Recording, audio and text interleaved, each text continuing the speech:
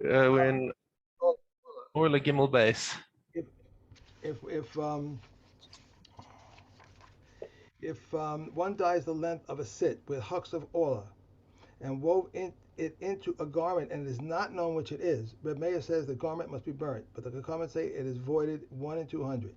And if one weaves the length of a sit of the wool of a firstling into a garment, the garment must be burnt. And if from the hair of a Nazarite or the firstborn of a donkey into a sack, the sack must be burnt. And in holy things they remain hallowed, whatever the quantity. A dish cooked with shells of oil must be burnt. If it became mixed up with others, it becomes void in 1 in 200. Okay. Okay. An oven, tanur shehesikuhu beklipe Orlah. So now, if somebody fired up the oven using husks of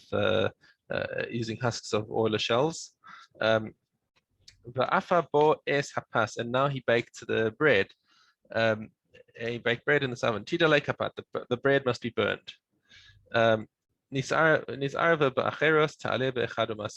got mixed up with other breads, then even Rabbi Meir here is agreeing that that it can be nullified in 200. So now, what's the difference between this one and the previous one? Last one we said it was um, was a single thread. Was a tavshil, which was cooked with the klipe orla. Okay, now we've got bread that's being baked with a with the klipe orla. So you wouldn't normally have to teach two different mishnayos just for two different cases of exactly the same principle. But the Mishnah Rishona, one of them explains that the difference is that in the case of the tavshil, the pot is just holding the thing. It's not really adding anything to it. But when you're inside the oven, the walls of the oven are heated up. Uh-huh. So you might say that okay, it's a zev gorem, and you've got the walls of the oven plus the fire, which are adding together to bake the bread. And even so, we still say that this is aser, the bread that was baked with orla husks is aser to eat, and must be burned. Right. Okay. Vav, Misha Hayu lo chabile tiltan shel kilaya karim. Now you have bundles of fenugreek, and the fenugreek was planted in a vineyard, so it's kilaya karim and it's aser. Okay, yidaleku, of course they must be burned. Now, what happens if they get mixed up with us? Kulam yidaleku divrei Rabbi Meir. So Rabbi Meir returns to his position that there's no bittul for these things since they're sold as a davar shebaminyan. They're sold, you can't, I'll have one bundle, I'll have two bundles. So therefore he says each bundle is considered significant and there's no bittul for it. Same thing over here. If you have 200 against them, then you have bittul. Mishnah Zion, Shaya Rabbi Meir Omer. So now we're condensing, we're summarizing this in one Mishnah over here. Es shedarka limanos mekadesh. Rabbi Meir says anything where the derech is to count them and to sell them by number, that's mekadesh even in any number. Okay, he says each one is significant since you're counting them, and therefore there's no bittul. They say we agree with you in principle that there is such a thing as something that's chashuv and cannot be nullified. However, this isn't it.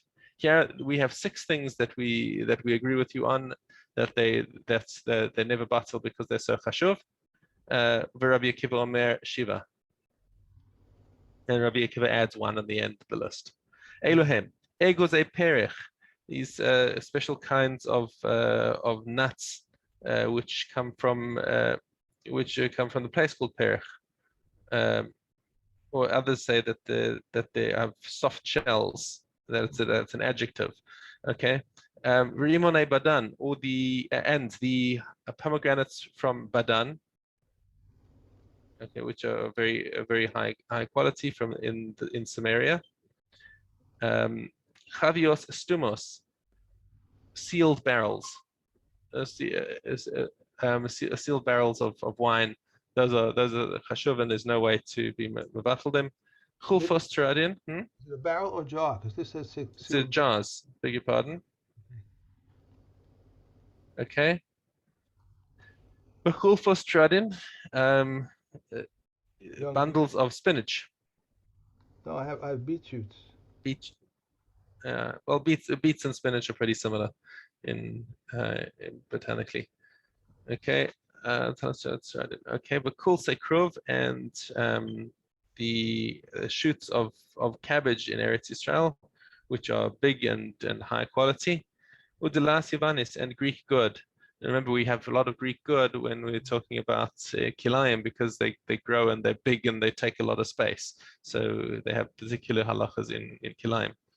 Rabbi Akiva Omer af kikar shel balabais. He says even householders bread, because home baked bread is that much nicer than your bakery bread. So they're more highly prized, and therefore there's no battle for them. Chachamim don't accept. Orlah, and when